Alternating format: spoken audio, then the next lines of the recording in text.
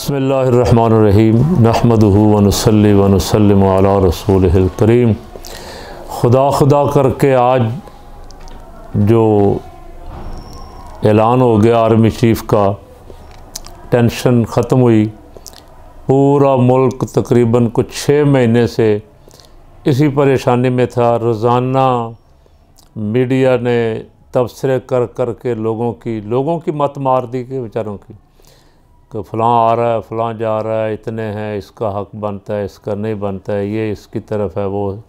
इतना ज़्यादा कभी मैंने ज़िंदगी में फ़ौज पे या आर्मी चीफ़ की तकर्री पे तबसरा होते नहीं देखा जितना इन 5-6 महीनों में देखा। ये तय था कि बाजवा साहब ने 29 को जाना है, रिटायर होना है, और तब्दीली भी हो रही है। और वो भी 2 दफ़ा कह चुके थे कि मैं अब एक्सटेंशन नहीं लूँगा। तो इसके बावजूद इतने तबसरे इस पे रोज़ाना, कभी कोई मार्शल्ला कोई खौफ, कभी एमरजेंसी का डर। और जितने यूट्यूबर हैं बड़े बड़े, अब मैंने देखा कि तकरीबन 4 महीने हो गए हैं, को 48 घंटे का अल्टीमेटम दे रहा था, को 72 घंटे का अल्टीमेटम दे रहा था कि ये 72 घंटे बहुत अहम है, ये 48 घंटे बहुत अहम है, ये 24 घंटे बहुत अहम है, ये हो जाएगा, वो हो जाएगा। अल्लाह का लाख लाख शुक्र है कि जो कुछ ख़तरात थे वो टल गए। बाजवा साहब जा रहे हैं और नए चीफ़, आर्मी चीफ़ का ऐलान हो गया। और मुझे तो ये भी खुशी है कि नया आर्मी चीफ़ जो है वो मेरिट पे लिस्ट में सबसे ऊपर जो शख्स था वो आर्मी चीफ़ लगाया गया। नंबर 2 वाला जो था उसे joint chief, joint of staff लगा दिया गया। तो ठीक, ये ऐसा ही होना चाहिए, ये झगड़ा रहना नहीं चाहिए। इसको को बाकायदा आइनी शक्ल ही दे देनी चाहिए, जिसका नंबर हो उसी को बनना चाहिए। वज़ीर आज़म को भी उसे ही अपॉइंट करने की पावर होनी चाहिए। ऐसी नहीं कि पहले नंबर वाले को छोड़ के छठे नंबर वाले को। छठे नंबर वाला भी एक जरदारी साहब ने डलवाया था, उसमें लोगों को ख़तरा लगा हुआ था। अच्छा, हमें तो उससे भी कोई प्रॉब्लम नहीं, अल्हम्दुलिल्लाह हमारे लिए तो सब एक ही जैसे हैं। लेकिन सिर्फ मसला ये था कि बाकी जो 5 हैं उनके साथ बड़ी ज़्यादती। अगर 5 सीनियर छोड़ के छठे नंबर वाला को लगा दिया जाए तो इससे बेचैनी, फ़ौज में भी बेचैनी, जर्नैलों में भी बेचैनी, और आवाम भी इसे अब पहले तो आवाम को पता ही नहीं था कि क्या होता है, ये सारा कुछ खुफिया ही होता था। अब जब से सोशल मीडिया आया है तो रोज़ इस पे तबसरे हो रहे हैं, रोज़ नाम आ रहे हैं, रोज़ पता लग रहा है कौन को कौन कौन कहाँ खड़ा है। तो अब अगर ऐसा होता तो बहुत तकलीफ़ दे होता। अब एक मसला छोटा सा चल रहा है, देखें उसका क्या हल निकलता है। कोई ना कोई आइनी हल निकलेगा उसका भी, कि जनरल आसिम मुनीर साहब ने 27 को रिटायर होना था। अब 29 वाले दिन वो चीफ़ ऑफ आर्मी स्टाफ की पोस्ट संभाल रहे हैं। ये आइनी माहिरीन ही बयान करेंगे क्या चाहते हैं, लेकिन वो थे सीनियर मोस्ट। और ये सुन के तो हमारे लिए तो और ज़्यादा खुशी हुई कि वो हाफ़िज़ कुरान भी हैं, और उनके वालिद साहब ने तीनों भाइयों को हिफ़्ज़ करवाया कुरान पाक। बाकी 2 भाई भी उनके हाफ़िज़ कुरान हैं। मैं उम्मीद करता हूँ, पूरी कौम उम्मीद करती है कि इंशाअल्लाह वो फ़ौज की साख को बहाल करेंगे। बाजवा साहब ने जो गुल खिलाए हैं पिछले 6 महीने में, ख़ास करके बल्कि 6 महीने भी नहीं, जब से बाजवा साहब को एक्सटेंशन मिली है उस वक्त से उनके मामलात नज़र आ रहे थे कि वो क्या करना चाह रहे हैं। उन्होंने सबको राज़ी किया हुआ था, सबसे वादे किए हुए थे। बहरहाल उनका दौर चला गया। अल्लाह खैर करे मुल्क इस हाल में जो पहुंचा हुआ है, ये तारीख़ खुद ज़िम्मेदार करार देगी कौन इसका ज़िम्मेदार है। अब जो नया आया है, मेरी राय ये है कि उसका खैर मकदम किया जाना चाहिए। तमाम सियासी कुव्वतें भी और पाकिस्तान के अवाम भी मिल के उसे खुशामदीद कहें, ताकि वो भी सारी कौम का आर्मी चीफ़ बन के अपने इदारे को भी आगे बढ़ाए, इदारे की साख भी बहाल करे और उसके जो असली काम है उनकी तरफ तवज्जो करे।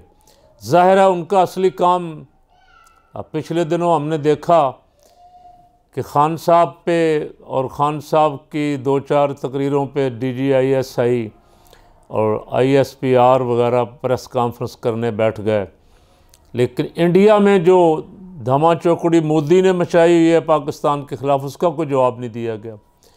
कौम उसको तरस रही है कि कोई आगे से कुछ गैरतमंद जर्नल जो है वो जवाब दे, उनको ललकारे। इलाके में सबसे बड़ा ख़तरा भारत और मोदी जैसा दहशतगर्द, उसकी करतूतों पे नज़र रखने की अशद ज़रूरत है।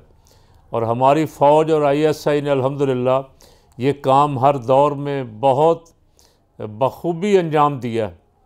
और इसीलिए भारत बहुत ज़्यादा प्रोपेगेंडा करता है ISI के ख़िलाफ़, और पाकिस्तान से अगर कोई चीज़ उसे मिल जाए तो वो तो मीडिया उनका जान ही नहीं छोड़ता। तो नए आने वाले को इन सब चीज़ों की तरफ, जो बैरूनी ख़तरात हैं, अंदरूनी ख़तरात हैं, उनकी तरफ तवज्जो करनी है। और सियासतदान जो कुछ गंद करने की कोशिश कर रहे हैं, हामिद मीर, डॉक्टर दानिश, हिना परवेज़ भट्ट, मंसूर अली ख़ान और बहुत सारे नाम हैं, इतने गंदे ट्वीट किए हैं नए आर्मी चीफ़ की तकर्री पे उन्हें, कि मेरा तो ख्याल है कि ऐसे लोगों के ख़िलाफ़ कार्रवाई होनी चाहिए। इनको शर्म ख़ुद तो नहीं आती कि हम इसको पार्टी ना बनाएं। अभी तो उसने हलफ भी नहीं उठाया, आते ही उसको पार्टी बनाने की कोशिश हो रही, आते ही उसकी तरफ झूठ मंसूब करने की कोशिश हो रही। अगर खुदा न खास्ता ऐसा हुआ और ये चल निकला तो नतीजा ये होगा कि उसके 3 साल भी मुतनाज़ा ही बन जाएंगे।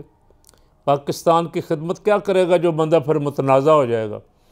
जो बंदा मुतनाज़ा ना हो और सबको साथ लेके चले और अपने काम की बजाय दूसरे काम में दखल ही ना दे, सियासतदानों को करने दे।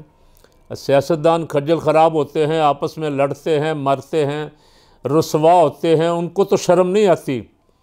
और उनको तो अगर शर्म होती तो जिस दिन उनके ख़िलाफ़ फ़र्द जुर्म आयद होनी थी वो हलफ उठा रहे थे। मैंने उसी दिन कहा था, मियाँ साहब अदालत जाएं और बरी होके आएँ तो हम आपको सर पे बिठाएंगे। अगर आप इस तरह जाली मुकदमों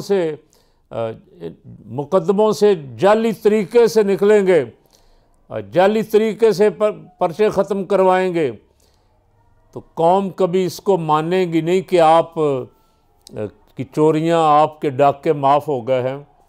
और वो बावजूद इसके कि लंदन घर से वो नहीं निकल सकते, बाज़ार वो नहीं जा सकते, एयरपोर्ट से नहीं निकल सकते, चोर चोर के नारे लगते हैं, लेकिन वो बाज नहीं आ रहे कि हम साफ़ सुथरे होकर अपने केसों से बरी होके जाएं अवाम के सामने। वो साजिशों के ज़रिए, महल्लाती साजिशों के ज़रिए इक़्तिदार में आके बैठ गए हैं और अब चढ़ाने के लिए हमारा ये इख्तियार है, हमारा वो इख्तियार है। तुम्हारा क्या इख्तियार है? तुम्हारा इख्तियार होता तो तुम्हें कुछ शर्म ही आ जाती। शर्म भी तुम्हारे इख्तियार में नहीं। कमर जुमा कायरा के मैंने 2-3 ट्वीट पढ़े हैं। यार तुम्हारी पार्टी, तुम तो दावे करते रहे हो हम बड़े जमहूरियत पसंद हैं, हमने बड़ी लड़ाइयाँ लड़ी हैं इस्टेब्लिशमेंट से, और अब जब लेटने का वक्त आया तो ऐसे लेटे हो कि उठने का नाम ही नहीं ले रहे हो। तुम्हारे दौर में साफ़ियों को मार पड़ी, साफ़ियों को नंगा किया गया, सेनेटर को नंगा करके मारा गया। अपोजिशन लीडर चले, तुम अपोजिशन लीडर ही कह लो, हालांकि वो बड़ी पार्टी का लीडर था जिसे इक़्तिदार से निकाला गया। अपोजिशन लीडर पे हमला हुआ, साबिक़ वज़ीर आज़म पे, उसकी FIR दर्ज नहीं हो रही। तुम्हारी ज़ुबानें सब की गूंग हैं और कहते हो हम जमहूरियत के चैम्पियन हैं। ऐसी जमहूरियत तो किसी सूरत भी अवाम को वारा नहीं खाती। आने वाले से गुजारिश करूँगा, बहुत उम्मीदें हैं उनसे कि इंशाअल्लाह वो इन सारे बिगड़े हुए मामलात को ठीक करेंगे और पाकिस्तान की अवाम का एतमाद बहाल करेंगे। पाकिस्तान की अवाम पाक फ़ौज से बेपनाह मोहब्बत करती और पाक फ़ौज ने भी बेपनाह कुर्बानियाँ दी हैं अल्हम्दुलिल्लाह। रोज़ाना हमारे लिए सरहदों पर जानें कुर्बान कर रहे हैं। एक दो आदमी अगर आके उसको ख़राब कर जाएं जैसा कि किया गया और अवाम को और उनके दरमियान फासले पैदा कर जाएं, तो उसमें क़िबला अवाम का कसूर नहीं है, उन फासलों को आपने ख़त्म करना है। जनरल आसिम मुनीर साहब और जनरल साहिर शमशाद साहब, ये दोनों को आपको जो ओहदे अल्लाह ताला ने तफवीज़ किए हैं, वह तो इज़्ज़ु मन तशा व तो ज़ुल्लु मन तशा, अल्लाह करे आप इस पे इत्मीनान पे पूरा उतरें और इस आगे लेके चलें कौम।